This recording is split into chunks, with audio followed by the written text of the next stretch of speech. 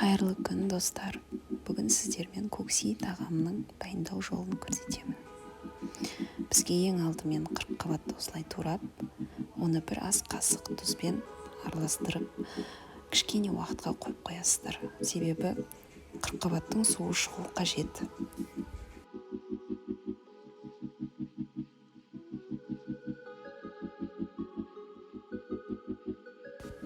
Қырыққабатымыз дайын болғанша жұмыртқамызды дайындап алайық. 5 жұмыртқамызды 50 мл сумен жарты шай қасық тұзбен араластырып, қызып тұрған табаға екі шетінен, екі жағынан да қуырып аламыз.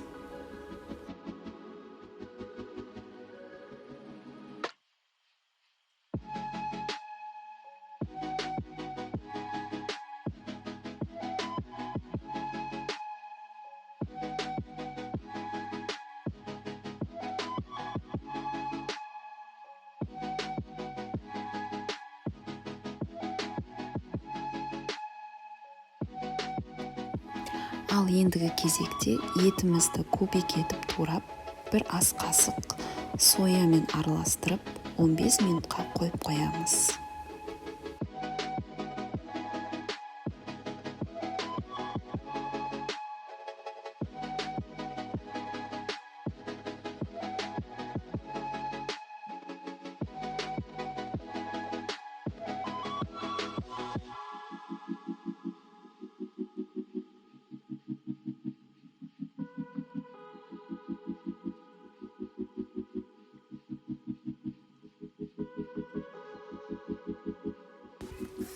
Дайын болған қырыққабатымызды суынан сығып аламыз.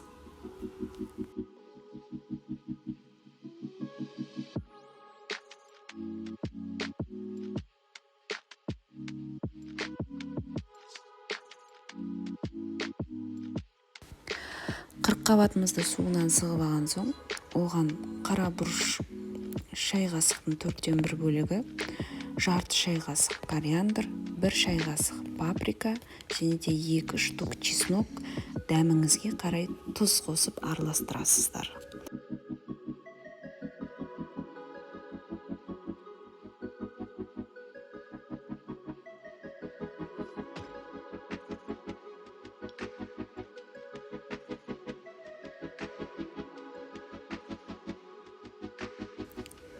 Араластырып болған соң, қырыққабатты қызып тұрған табаға барлығын қуырып аламыз.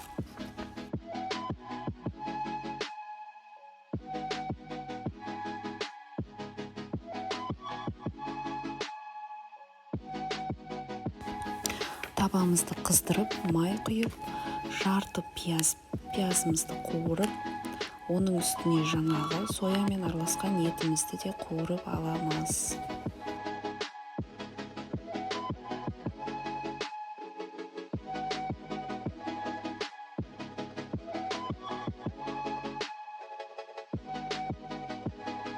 Осы етімізге чесноктың ең кішкентайынан біреу, паприкадан 1 шай қасық, кориандрдан жарты шай қасық, қызыл бұрыштан 2 шай қасық, қара бұрыштан жарты шай қасық, дәміңізге қарай тұз қосып, және де 1 стакан суыңызды құйып, 1 сағатқа қайнатып аласыздар.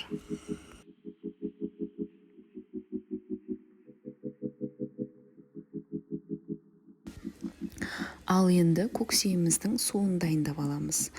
Ол үшін бізге 2 литрдей су және де 10 ас қасық соя керек. Өзіңіздің дәміңізге қарай тұз бен шекерді қосасыз. Мен өзім 3 ас қасық шекер мен 2 ас қасық тұз қостым. Келесі кезекте өзіміздің қиярымызды дайындаймыз. Ол үшін бізге 6 дана қияр қажет, және де 6 дана қиярды осылай соломка етіп турап аламыз.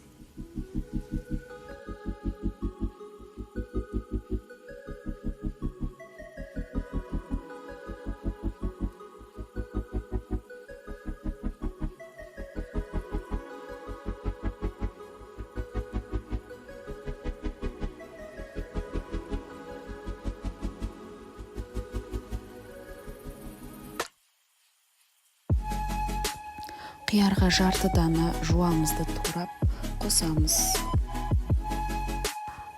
дәмдеуіштерге келетін болсақ, бізге чесноктан 4 данасы және де тұз бен қара бұрыш 1 шай қасықтан, соямыздан 1 ас қасық, 70% уксустан 1 шай қасық, шекер 1 шай қасық, қызыл бұрыш 1 ас қасық, паприка 1 шай қасық, кориандр 1 шай қасық қосып, қызып тұрған майды қосып, барлығын араластырамыз.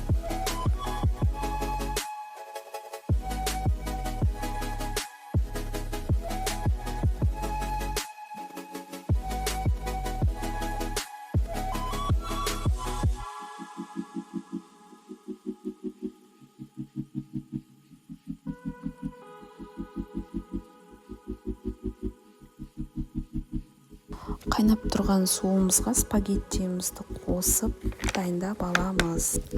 Қуырылған жұмыртқа мен қызанағымызды турап, дайын болған спагеттиіміздің үстіне 1 ожаудай соя қосылған суымызды құйып, әрбір ингредиенттерден 1 ас қасықтан қойып шығасыздар.